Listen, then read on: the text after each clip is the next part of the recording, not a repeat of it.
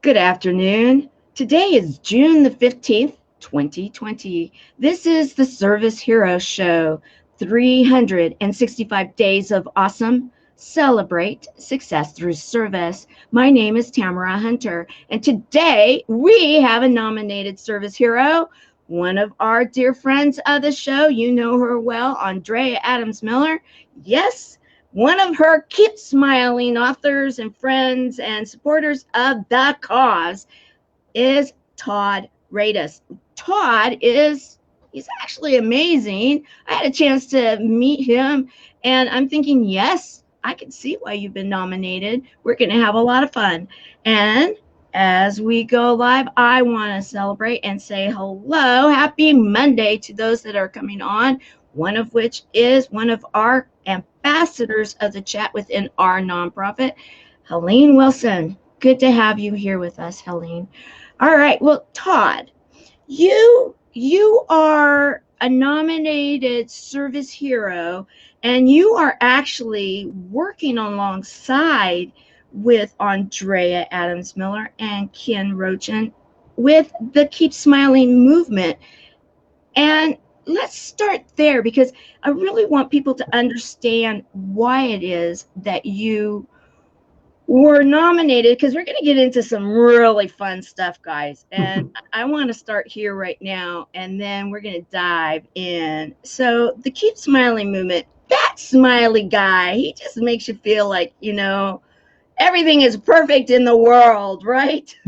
Yeah. Keep Smiling is it's a great movement. I've really enjoyed working with Andrea. We've come a long way over the last year, so it's been a real pleasure to be a part of it. And of course, we have recognized Andrea, Ken, and Barry Shore. And Barry Shore was our international service hero the last summit we had. So now you've been helping them in the business sense. You come from a very diverse background in that you served in the military, went into the professional world, and then found your lane, if you will, in business as an entrepreneur coach, business consultant, and also environmentalist. Yes.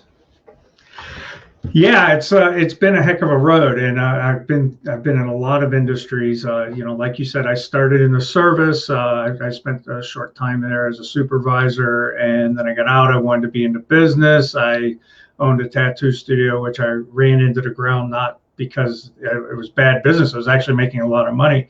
I was just extremely ignorant of all the licensing and approvals and the politics and the kind of things that close your business down that you're not expecting.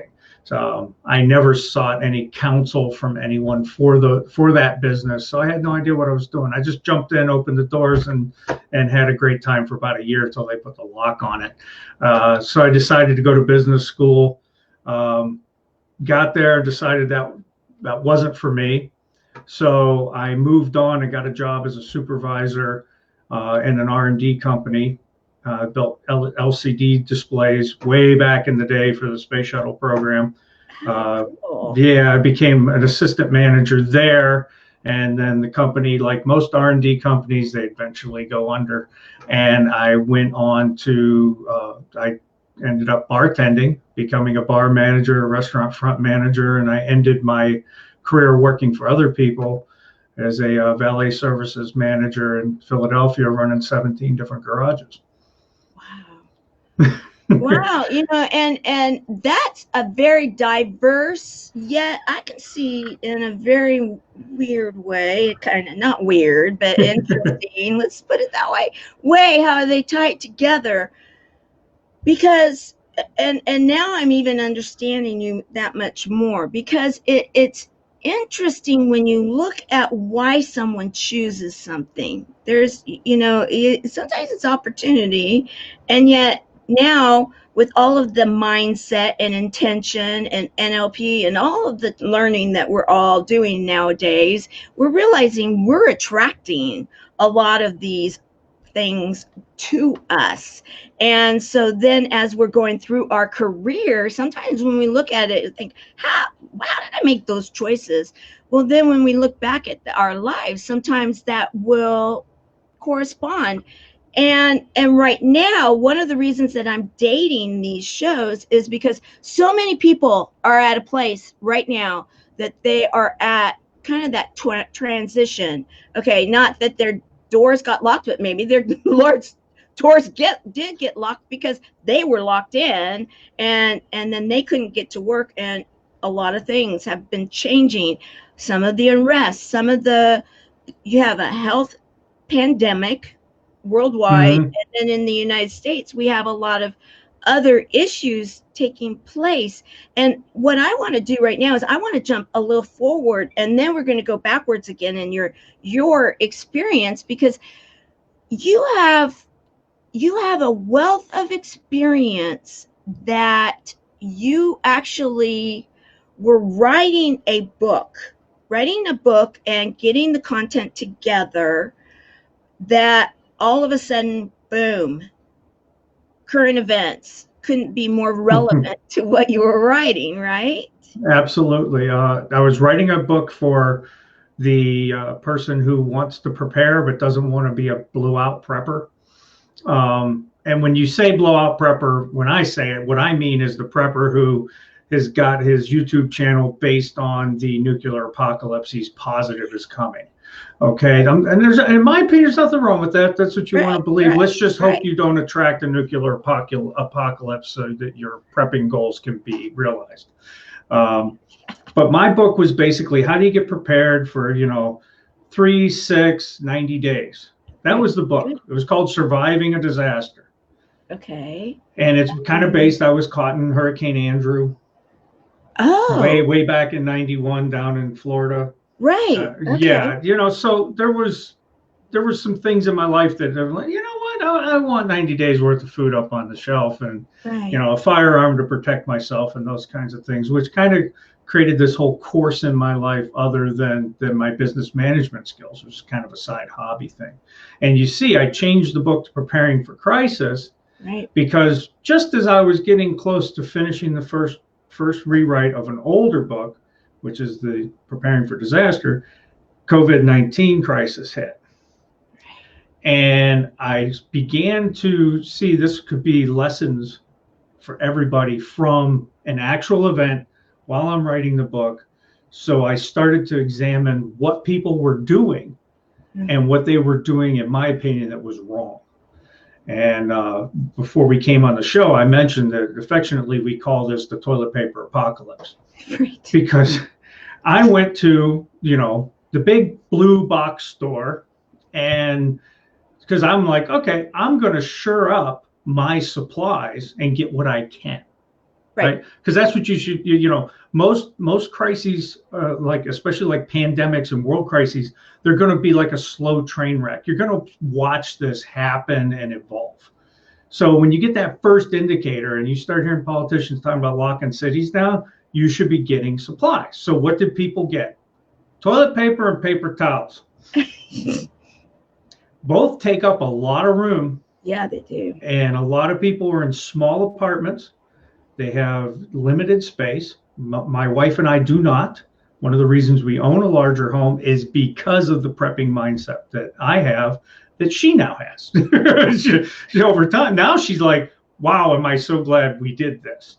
Right. Because when this hit, we stayed in for 6 weeks and didn't go anywhere. We didn't have to. Mm-hmm. Everything was here. We went down to the local store because I know the owner, and go in before it opens and get a couple extra things here and there. So it was very easy for us to relax. And like you said, once you're prepared, this is the beauty of it. You don't have that panic moment. Right. Instead, you say, okay, I got this and this and this and this, and I'm good, but it would be nice if I had this, this, and this.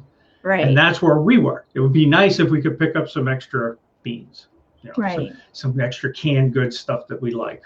So when the whole thing started to evolve, I went to that big box store. Toilet paper and paper towels are gone, but I'm walking down the aisles and there's 20-pound bags of rice.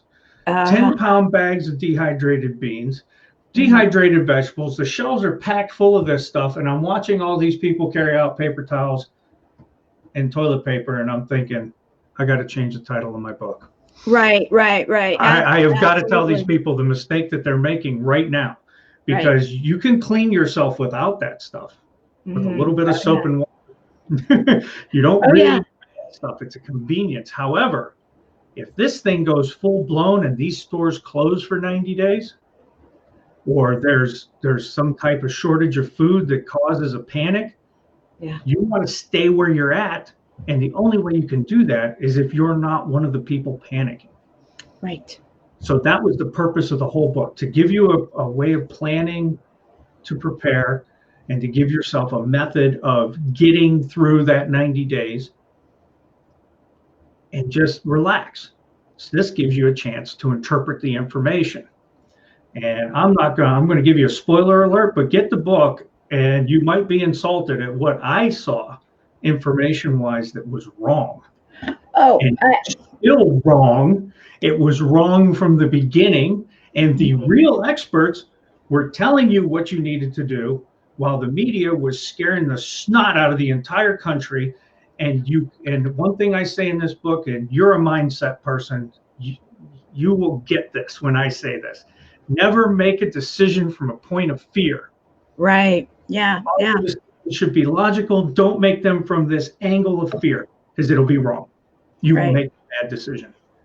And it's just a fact. You don't make decisions from negative places. So you have to try to keep that mindset of yours going into the crisis. Hmm. And within our organization, I was telling you that I have a nonprofit, and we have daily chats, is what we call them. And so we actually were, during some of this, we were joking around. I mean, like I had the toilet paper, and I still have it all right here. And then we started saying, well, what could you use the turkey baster for? It's like, okay, yeah, no, there's other ways to do things, cleaning yourself and all sorts of stuff, all right. Some people are from Europe, and they're thinking, yeah, that seems a little bit more in line. And, we were just busting up, but you got to find the humor also, because in finding the humor in the moment, and this is what we were noticing. And I mean, it's not like we're 100% out of anything yet, but however, with that said, we are opening up in certain areas. It's June the 15th, 2020. It's going to be interesting to see what happens over the next few days, if people stall that or not. And whatever, we're not going to go there politically. It's just a matter of what is happening with if you will, the laws of the land, wherever you are living, whatever your city ordinances, whatever it may be. We have Skip Thomas here, Helene, and thank you, Skip, for being here with us. He is one of our board members of our organization and very active in this particular realm of things too. So, what is your thought right now? Because I love the fact that you talked about going down that big box store and, the run on the toilet paper, the run on paper good products and water. That was another one, at least in my area, that was a run, which I understand that one. However, there are other solutions that you can have besides just having the bottled water. Yep. The thing that I agree with you 100%, and it's something that I'm glad that we went here right off the bat, is that it is a good thing to educate people on the fact that those big bags that they possibly look at and say, those are not for the residents, those are not for families, those are for the restaurants. What say What say I? Yeah, the bigger the bag, the better. You are going to save so much money, and we touch on it in the book. And I'm going to say one word to your listeners here: dry canning. Learn how to dry can these things like oats, rice, beans, anything that's dehydrated, because you instantly create a 5-gallon pail of a 25-year stored food. Right. You divide these things up. Like I bought a 50-pound.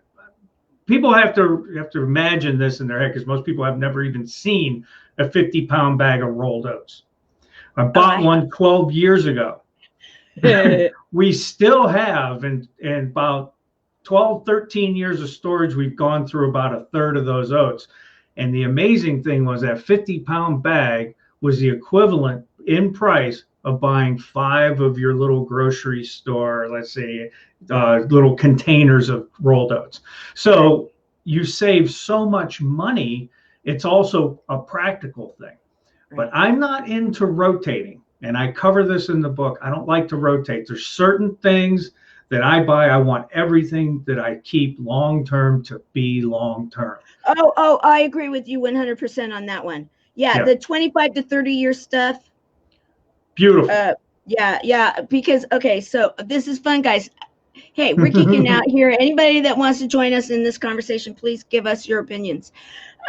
When I have taught this class, when I've taught this information, the way I've taught it is this, because of course I do live in Southern California. We deal with a couple of really big things every year. Well, every year lately, we've been dealing a lot with fire, the firestorms. And when they come quick, very quick. And then of course, earthquakes, we again do not have any kind of notice, except for now they have some kind of a possible emergency broadcast situation, but we don't really know how that is going to be for a real alert. Right. So with that, when we around this area talk about it, we talk about a to-go bag. You have a to-go bag in case you have the firestorm coming or something, you got to get out, and having that ready to go. And then you have, for being able to stay in, you have it at 2 weeks to 30 days of your perishable type items. You have the 3 months of your pantry type items. You have your year of, let's say, some type of storage items. And then then it jumps to the 25 to 30 year, items that you hopefully never are going to have to touch. However, if you need, when they get towards expiring, have a party. You do have to monitor that. You have to monitor that, and especially anything that has any kind of a milk product in it, any kind of dehydrated milk, or any of those type of things. I've got dehydrated sour cream, dehydrated milk on the shelf. They're dry canned, but they, as long as they're dry canned, I've found they stay beautiful. And I even take the store-bought bags of milk and dump them out into the 3-gallon food safe buckets, and throw a pack in there, and they're good for 25 now, because they're not going to cake up. Right. Now let's explain that to some people. Now, do you put the Malar bags in your buckets and then put your pack in and then seal it? How do you do it? It depends on what I'm doing. If I've got like the powdered milk, I'm just going to put that into a food safe bucket and throw the pack in. Now, if I'm using other kinds of buckets, everything goes in Mylar.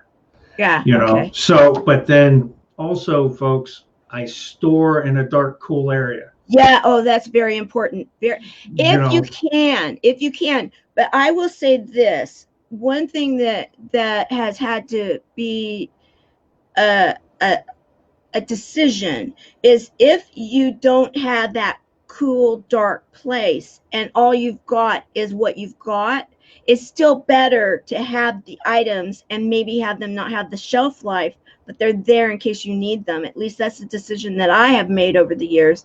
And so then I have to be wise to it. I have to say, okay, I'm going to lose some of it. However, I have these kids to feed. You got to do. And what you're losing is nutrient value. So the Mylar bags, for me, they act as a double barrier.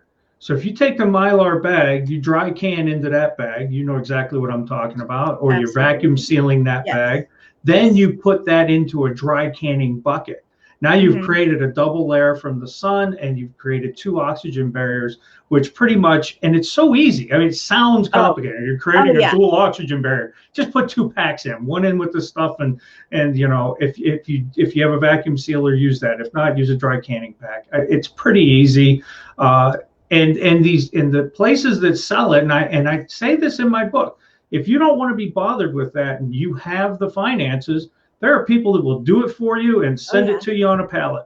Oh You yeah. just go in, you shop, and you buy it. And I did notice that during our recent crisis here, those places ran out of stuff.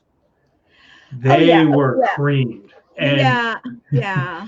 And that's Yeah. actually people like me going, what can I get to reinforce? Because I don't think a lot of people realize the size of some of these long-term shelf food storage sites online. I won't drop any names because nobody's paying to advertise with us here. But you know, all you got to do is search it, prepper Oh yeah. food, Oh and yeah. you're gonna find it. There's Doesn't quite a matter few. what search There's engine. quite a few different ones, and in fact, any of the buddies, we've discussed this before. And if you have more questions, we'll talk about it in our closed group, and we may even have some kind of a do-it-yourself night where we can show these things. It'd be fun. Now, Helene has a question. How I long do see you that. think Yeah. the virus is going to last? That's hard to tell. I know that it's not as severe as they predicted, and I mean the numbers are right there to look at. They've been there the whole time. I mean, who was telling us it was going to be 4 or 5%? There was that bozo that had to resign over there in the UK who said 2 million people were going to die of this. Let's remember, this is the same guy that said 2 million people were going to die from mad cow disease when 200 people died from it. So this was not, then this is the guy they based all of their predictions from. Was a guy who had a track record of getting every single virus and disease that came wrong for the last decade and a half. Why did we listen to this guy? Because he's the one who gave us the most dire prediction, and dire predictions make great news stories. And I don't care if it could be politically motivated. I set all that aside. Who cares? Right. The point is the information was bad. Yeah. And people didn't question it. I'm not saying you shouldn't have worn a mask. We should have. I'm not saying you don't social distance. It works. However, when the data started to come out and tell you that the masks are 0.3% effective, and people are wearing them while they're driving down the street, okay, you need the real information. Now here's my opinion on the masks, and I'll probably create some kind of upset amount of people here. I'm not wearing a mask unless you got a sign in your store that says you want me to. Mm-hmm. If you tell me to, it's your business. I'll do whatever you want.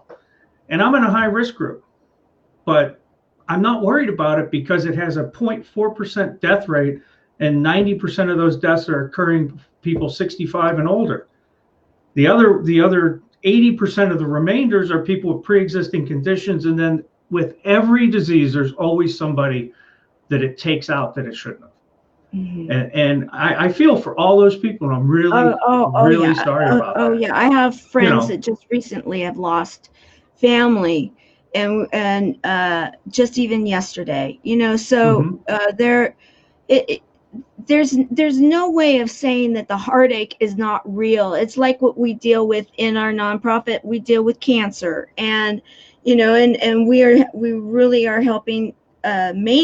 We are helping the people. We're helping the patient and those that are, that support them, and we're not raising funds for anything else, not research, anything. It's the people that we deal with, and we do have losses. However, we have helped them up to that point, and we help their family after too, and are there for them. And so this is a subject matter we have been dealing with, many of us, it just depends. When did we hear those 3 words first, right? And so this exercise of isolation, to be responsible and making some wise choices during, like when you go through chemotherapy or whatever kind of, whatever they decide to do treatment, but they're in active something, you don't want to be around people that are sick. So, there's a common sense factor and you need to protect yourself in that. But even when I was going through my cancer over 5 years ago, and we had pneumonia in my home, we actually did have me in isolation. I did have isolation, and we did have masks around. We had gowns. We did well, you're like close. an isolation You're in tight quarters. That's when they work. That's when it's effective. You're walking down outside. But like she was asking, how long is it going to last? I got an answer for her. As long as the media can dupe people into believing it's still here, and they're trying to do it right now. It's still here. It's still spreading. Don't get me wrong, but you've got to pay close attention to how these people speak. Like right now, all the states that opened, and of course they only mention certain political states that are open, and then the other states are doing great because they're not open yet. Don't pay any attention to that. Here's what happened. They're going, the cases are going up. Now that piques my interest. The number of cases are going up steadily all over the place where there were states that have reopened. But you know what hasn't gone up? What's actually going down? The number of people in ICU for COVID-19. I don't care how many cases there are. What I care about, and what the experts told us to care about at the beginning, was prevent the hospitals from becoming overrun. Right. Because you can't stop a virus. You have to protect the people, like you said, the cancer patients. If you have we have a family member right now who has throat cancer, it's all through his body. Stage 4. And no one has gone to visit him, because if he picks anything up, it's going to take him out. Right. So we go over, we stay outside, we deliver what they need, we mow lawns and do things like that. This is the kind of intelligence they were telling us to use in the first place. And then we went all out ballistic. Like, it was a really good idea to not have concerts. It was a really good idea to not bring people to sports arenas and pack them in till you know what's actually happening. Mm-hmm. But what I tell people is, you have to look at it like this. If it has a death rate, and overall is what we've always looked at, this narrowing it down into just people who were infected, they've never looked at that. We have the largest sampling ever of a disease in this country through testing. I came up with the numbers. Over half the country a month and a half ago had already been infected, using the same mathematics that they would have used before COVID. All of a sudden, they change the way they look at things, and you get all of these weird numbers that come out, like a 4% death rate. And I'm looking at it going, well, by standard numbers, it's actually 0.7. And it started to drop. As testing went up, we saw it was even less deadly. But why did we not protect the nursing homes the way we were instructed to by the experts? We didn't.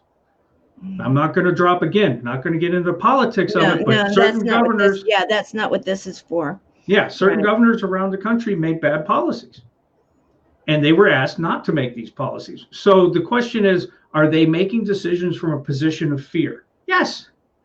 They're scared snot. They're believing the minutia that's coming in from the media, which always overinflates everything, makes everything look 10 times worse than it actually is. So how long is it going to last? It's going to last until people start telling the truth on the TV. I don't think it'll go past the election, though. I think by December, you'll never hear about it again. Interesting. That's just my opinion. So we'll see what happens.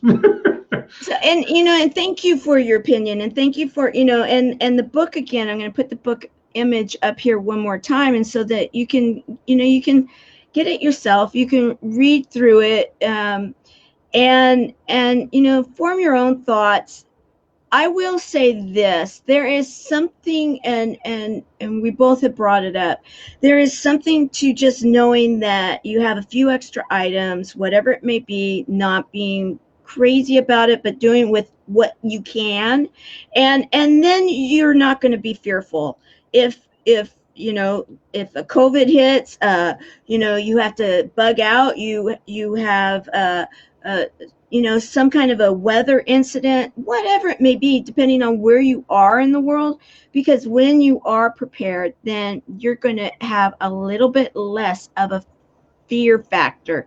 Yes, we are going there next. Thank you, I'm just going to Andrea. say, do you see what Andrea said? Oh, I know. I love her. We're just two geeks having some fun here.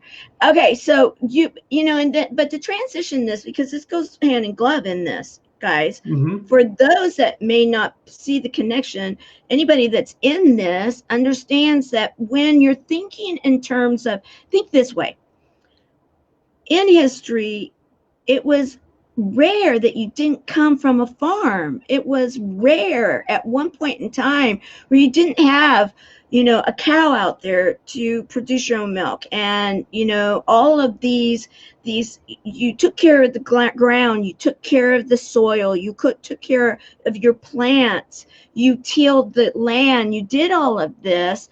And when we did this, we had nutritious food. We learned valuable lessons. We had abundance if we had good crops, and if you learned to store, a lot of people canned. You had things going on too. Well, we now live in cities. We have cars. We go to the grocery store. We do all of these things, and that right there takes away some of what some of our generations before us did, and that was they planted, and when they planted, they knew what they needed to do to keep it going. They understood how the earth worked, and maybe not like we do now, the science of it, but there was an appreciation of it, at least, and at most possibly a knowing. So you are about climate and trees, and let's go on from there, because that is incredibly important. In fact, I have a friend that she has an initiative that she's helping trees to be actually planted in the Israeli and that area there, the hotbed, that area, to bring together the two different factions through something as simple as trees, and replenishing the area, helping with the oxygen, helping with everything that it does, because there's so much more than what we think about that trees provide for us, right? Oh, absolutely. It's kind of interesting. There was just a study released 2 days ago. And during COVID, let me see. Yeah, there we go. Get in the right position here so you can see me. During COVID, we used we put out about 17% less CO2. Yeah, right. Now, yes. So that's big. I mean, if we could do that regularly, that would be fantastic. However, here's the problem. We had the greatest increase in CO2 for early in the season over the last 2 decades.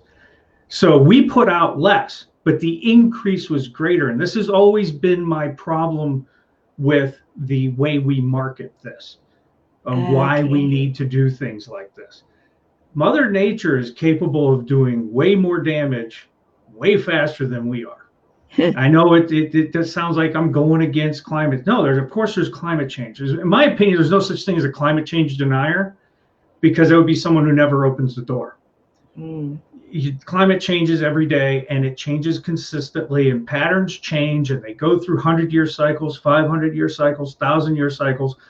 My problem with the whole way things are set up right now is we're not taking action to protect ourselves against the changing climate. We're taking action to try to stop the changing climate. And we just reduced CO2 emissions 17% and did nothing to stop the steady CO2 increase that has just been climbing since the 1800s. It just went up the same amount or more, whether we put it in or not. So there's a lot of math and science. I'm not denying that we need to do something. We need to take major action, but we need to take it for the right reasons. We need to protect ourselves against climate change. And oh, some of my baby trees. Some of those are planted, by the way. But yeah, I was fascinated with this because obviously this looks like something that would even be a school project, oh yeah, and taking twigs, it looks like, and helping them to sprout, and then I'm sure, like you said, some of those now have been planted. So yeah, some of those are out in. I mean, we didn't get a lot done this year. But the whole, really quick, let me finish my last thought. yes. The main reason I love planting trees, but young trees absorb way more CO2 than old trees because they're growing. Oh. So fruit trees Oh. are going to absorb more CO2 than just a plain leaf tree that's going to put out small seeds, because they have to use the CO2 to make the fruit. Nut trees. So we promote planting nut trees, fruit trees, and preppers love this idea. Get a good fruit tree in your yard that's going to produce. You'd be surprised what, 15 pounds of cherries, that's a lot of jam you can put up yourself, or cherry preserves, or dehydrate them. All these little tricks that all of us preppers learn over time on how to build our own stores. But in learning how to build our own stores, we learn how to live in unison with our environment. Like the picture you showed earlier was our garden before we planted it. It's close to 1/3 of an acre garden. Yep, right there. And that you see, we have double fence on that. We've got an electric fence to keep the deer out, and then I have 3 fruit trees inside the fenced area. Okay, and then on the other side, you see we have a rabbit fence going around. Yeah, the you gotta bottom. have. I was thinking you got one has to be for those rabbits. Yep. And then like when I was growing up, and we have had a variety of different gardens over the years, but we had strawberries. That was the only time I've done strawberries, and we actually had to create like a doored, like it was like we were opening the door to the strawberries because of the birds that would come, and we had to protect the strawberries from the birds. And well, so you can get the bird netting now and just throw it over everything. There you go. That's a much better idea. Or you do what the old farmers used to do, like some of my family way back in the day. You plant enough for the animals and you. Oh, yeah. If you have before all these nifty little things that we had, they if they need an acre of corn, they plant 2. Right. Because you got to feed the animals that are out there. Right. So that's kind of where my environmentalism comes in. Is I believe we need these nut trees, and we need these fruit trees in our environment. They're habitat and food for animals. And this really took me way back to something I read years ago about the American chestnut tree, which, real quick, it went extinct. We lost over 3 billion chestnut trees early in the 1900s. And they've been replaced with oaks, but oaks are getting sick now. Well, there's a hybrid called a Dunstan, which is a Chinese and American chestnut bred.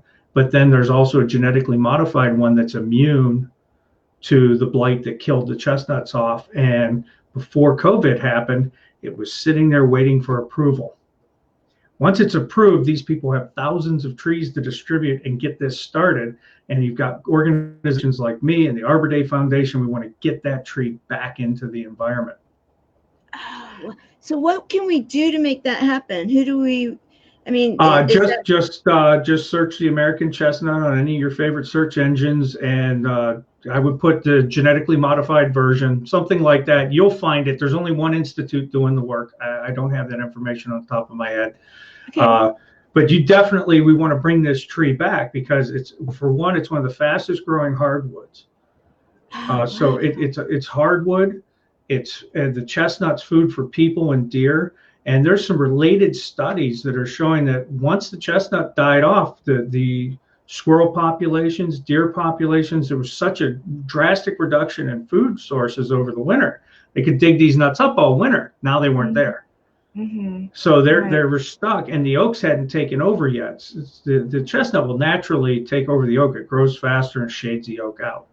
So, but we want these trees back. And, fruit trees, how often, when I was growing up, you used to see an apple or a cherry or something along the side of the road every, half a mile. I don't see any now. Right. People take them out. They became nuisances to have the animals and birds pooping on your house because you had a cherry tree in the backyard. Instead of harvesting the cherries and living with a couple of weeks of inconvenience, people said, "Oh, let's just get rid of it," because we learned another valuable lesson, which kicks back to the other side. If the grocery store runs out of it, you don't have it. Yeah, and it can run out of it.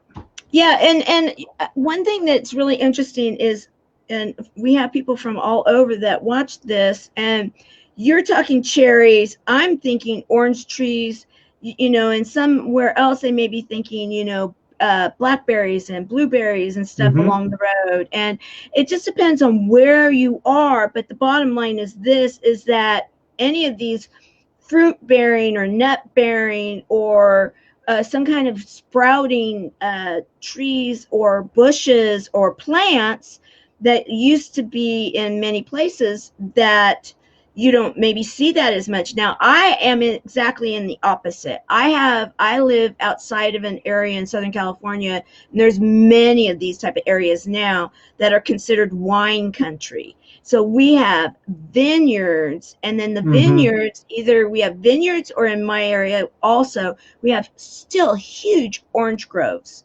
So, right. and that's not very far. That's my drive into town. And so, there are still some of those regions, thank goodness. But let's just ask this.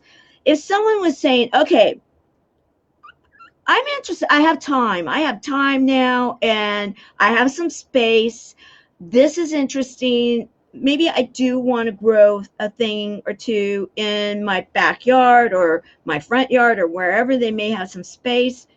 Yet they're thinking, where do I even get seeds? Where do I even get plants? Where do I get sticks like this? What's the best way to start something right now? Because Todd, they're saying, yeah, okay, you made a case. Let's do it. Let's do it. I would say visit your local nursery and ask.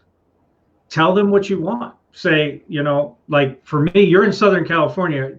We couldn't be in more opposite environments. Right. Because I'm in northeastern Pennsylvania. Right. So the primary fruit trees we have up here are northern grapes, and we also have cherries and apple trees. There's apple orchards all over the place, but Pennsylvania is also becoming a wine producing state because we found certain breeds of grapes that grow really well. I have grapes in our garden. They're new this year, so we're waiting for those to take off. But my thing would be find something that you like. Yes. Okay, so if you like apples, find an apple tree that grows apples that you can't buy. Look, because just because it isn't popular doesn't mean it isn't good. Most of the fruits and vegetables that we get are heavy in abundance. So they're big producers. Like you don't need an apple tree for your family to produce 1,000 apples or even 500, whatever it is. I don't care how many apples it produces. I just want apples that I like or want. So we've got pink ladies out there. And then I've got an Edie apple, which most people have never even heard of. So these are on the property, but I put 17 trees in this year. Wow. So some nut trees. We put some Chinese chestnut in, and I would say either start with a bush or a tree. Like you can do elderberries or blueberries, or like I've got mulberry trees all over the place out here, and I'm cloning those now. Next year we'll be selling them on behalf of Trees for Climate. So the whole idea is just get started, do something, and it'll oh, that's my girls. Yeah, well, because I'm thinking also, like even in the area, because I do live in Southern California, but I am more in the kind of what you would consider rural area for Southern California. And we can have a few chickens, or you can have quail, which we did have quail there for a while. And they monitor how many, but you can still do it. And I thought, okay, you're an author of more than just the one book, and I wanted to bring that up before we were done. And I thought, oh, okay, so owning chickens, is this a kid's book, or is this more of a how do you do it? This is a more how-to, again, introduction for beginners, just a fun book. My wife had a great time. She did all the illustration for the entire Oh, did book. she really? Yeah, this one didn't go to, any professional editors, where my other books have gone through, professional readers and editors. But it's fun, it's informative, and it'll get you to it'll get you started with chickens. Like, for most households, however many eggs you eat per day on average, that's how many chickens you should own. It's pretty much that simple. Now you just have to learn how to care for the chicken. And that's what that book is. That's how to care for the chicken. And then you see my other book, Care More, Make More, which is, I've been told that's an ugly baby, because it was a handbook written for my class. So that's a book that I give you if I come in and teach your management, some management style techniques. It's 15 concepts for caring about the people who work for you and caring about your clients that make you rich. I love that. Yeah, that's good. That's really what it's all about. People don't realize that's not an ugly baby. Oh no, the writing is, because it's written like a textbook. It's there's not a lot of stories in it, but it's really to the point. This is a good way to think about managing people and try to get people to change the way they think. One of the problems that we have with managers in this country, just really quick, is they come up from the ranks, and they view the managers as people of authority. And so when they become a manager, they exercise too much authority and not enough leadership. So you need authority, but the leadership skills are really what it takes to get people to work for you. And they have to be part of the team. So that's what that book's about. And then Your Three Horses was, my Amazon bestseller. We really promoted that book. It's about harnessing your power, desire, passion, and persistence to achieve any goal you want in your life. And just right off the bat, if you don't have a goal, you can't reach it. Yes. And most people do not have a goal in life. And they also don't judge your success on what somebody else sees as success. Like, people who want to be billionaires become billionaires. I don't want to be a billionaire. That's way too much work just for money. I don't need that much money. But for some people, that's the game. And the same millionaires and just, what do you want out of life? You can't have it until you focus on it. So this kind of helps you, slap you in the face that, hey, you're gonna manifest everything you want in your life. The problem is most people want disaster, and that's what they get. They don't realize they want it, but they're always thinking about what's going to happen that's bad, what's going to go wrong, how is this going to affect my life, instead of thinking, why am I not just doing this? Why am I focus on what you want and you'll get it? If you focus on what you don't want, you're going to get that too. So, exactly. That right there is such a huge nugget. That is so big, and not enough people understand that it's when your mind, when your language, when everything about your life is focused on whatever it's focused on, that's what's going to keep growing and going and building upon. And so that's what I love about this show, is when we are sharing service and inspiring stories and nuggets and information. I mean, now I am hoping anybody that watched this show all the way through, and I may even clip the one area, they walk through a big box store and they walk by those big bags, I want them now to realize that's a good thing. That's a good bag. Yeah. And canned goods are great. But again, they were not hit nearly as hard as I expected them to be. No. They still had my favorite soups out, and they can't just be my favorite soups or they wouldn't be on the shelf. Right. So, all of this all ties in. Investor schooling. Yeah, I wanted to bring this out too, because I want people to understand that you have a full circle here, that your wealth of knowledge is. You come from, the military, you go into business, you're now a coach, a business person, you're an environmentalist, you are a quasi prepper. but you know, the bottom line is, and you are in truth a mindset person. Yeah. And I had to pull these because it was some of your comments that you had in regards to them. It was just like, oh, this is fun. Because when you had the white chart, whiteboard, you're like, okay, you guys are getting to see this. I don't always share it. I thought, okay, we're going to share it because, you know, it's like there's work behind anything. There is strategy. There are numbers. There is actionable skills. And then going back to that ugly baby book, you know, really, you got to think about it. It's not an ugly baby when you have step in, you know, when you have instruction. Yes, it's great to have stories because you can teach and people will bridge and it will go into the subconscious. We all know that. However, sometimes we just need that step by step. Let's check it off. Check, check, check. Done. Okay, move on to the next thing.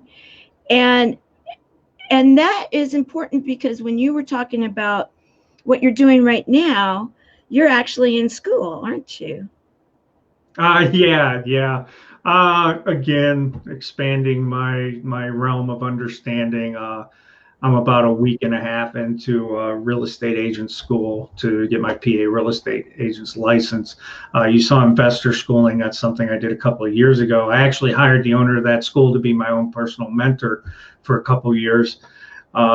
So I do private investing, but I also want to be able to access the real estate market, the MLS, and help people find homes that they want. Because one of the biggest problems I see with the entire industry is the people that are there actually don't know much about real estate. The investors know a lot about real estate. Yeah. And the real estate agent knows a lot about real estate laws and retail sales of real estate. I think the best agents are the people who combine the two genres of real estate, which there are many. This isn't the only two. But you get the investor mindset going with the real estate agent mindset. If you call me up and tell me what your budget is, I'll find you a house that'll suit your needs within that budget, and there's nothing else to be said. Right. That's what you need. So that's what we find you, where other people are always trying to do, I guess you would call it the upsell. Oh, you can afford the $300,000 house. Well, no, not really. My budget says I can afford a $180,000 house. You can swing the 300. We've all heard it. Anyone who's bought a house, who's been with an agent, they've always got one. They're always nudging one better. I don't do that on my investing, and it works well for me. So why would I do it as a real estate agent? Right. So I can't do the real estate agent job without the license. So again, let's expand our knowledge. Take the school, get that out of the way, get the test out of the way, and become a licensed real estate agent. I already have 3 real estate agents that want me to hang my license with them. So because I've done business with them as an investor. Like, right. They're like, oh yeah, you'd be good to be on our team. Right. You just come on over here. We'll be more than happy to give you an 80-hour-a-week job. It's a part-time thing. I love it. Okay, I'm gonna take myself down from the line right now. I'm gonna give you the floor for a few seconds to just leave a thought. We've been all over the place, kind of giving, because you're a very fascinating individual. You do a lot of different things, and you're doing them well. So whatever you feel inspired to sum it up for a few moments, I'm gonna give you the floor, if you will, and then I'll come back up and then we'll finish out the show. Okay. Okay, fantastic. I would say the best thing that any of you can do towards reaching your own goals is to like we already mentioned this during the interview, decide what your goal is going to be. Okay, and go for it and give it 100%. Go after that goal and keep going after it till you reach that goal. If you reach that goal and you decide you want to go in a new direction, or if you don't even get there, you go, you know what, this isn't for me. Pick a new goal, and then again, focus on those goals. Get everything done. I didn't start off with everything that I've done in my life. I spent years on each section of it. Nothing was, a 2-week project. So you have to remember that. I might have done a lot of things, but I did a lot of things well. And I try to be very, very good at what I do. So if you want to be, in my case, just because it's a topic, a real estate agent, then go to the school. And don't make excuses why you can't go. Number one excuse people don't go to school is I can't afford it. Well, you can if you really, really want to. Trust me, you'll figure out a way to afford it. You'll take a second job. You'll do what you have to do. Courses are available online. You can always find a way to do the things you really want to do if you really want to do them. So the biggest thing that I would take away from this entire thing is your own mindset is going to affect who you are and what you're doing in your life. Drama kings and queens attract drama kings and queens. Business people attract other business people. Millionaires attract millionaires. Billionaires attract billionaires. It's the same thing. Who are you attracting into your life because of your own mindset? And then you can get the right kind of people in. And sometimes we do have to shed dead weight. And it's sad that there are people who just hold us back, and that they're affecting your mindset. They're not affecting your life. They're affecting the way you think about your life. So try to think positively about your life and about where you're going to go. We're coming out of a crisis here. We're kind of in another crisis right now. It will pass. Where it passes to is going to create opportunity no matter what it is. So do you want to take those opportunities? Is there something that's coming that's going to be good for you and going to improve your life and make things better? I would say it probably is. Most people are not doing what they want to do in life. Everything that I do it because I want to do it. And I want to do so much more than I already do. But if I decide I'm going to do something, I learn as much as I can and I do it as best I can. That was excellent. And Thank you. yeah, you're welcome. You summed it up very well. And so I'm thrilled that you were a nominated service hero. And so as we close today's show, June the 15th, 2020, the Service Hero Show, 365 days of awesome. Celebrate success through service. Yes, Todd, you are a service hero. We have determined it. Andrea, you were correct. You have taught us today, and yes, we did go off a little bit and had a little bit fun going down the rabbit hole. However, it's timely, and it is creating service to help others remember to be ready. And the fact that you did tie it all together and figure it out what you want and go after it, learn, find a way to learn, and then find people, attract others in that same genre, and propel yourself going forward, because we all can. And like you also said, that one thing then led to another thing, but that will end, and we're going to go into something else, and there will be opportunity no matter what it is. And that is the bottom line.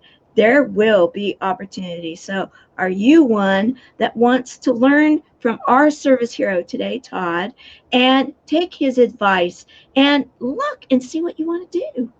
Check it out. Look into it. Learn. Get some books. His books look pretty good. I know I'm going to order one. So what about you guys?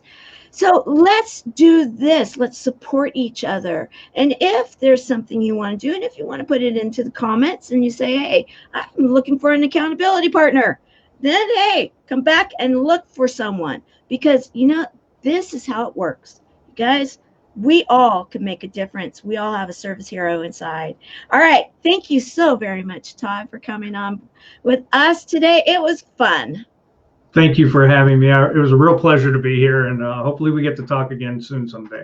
I'm sure we will. Okay, and the buddies, it is Magic Monday. So tonight in our closed group, 5 o'clock Pacific, 8 o'clock Eastern, join us, and you never know what's going to happen. It will be magical. I can guarantee you that. All right, see you in there. Bye. Bye.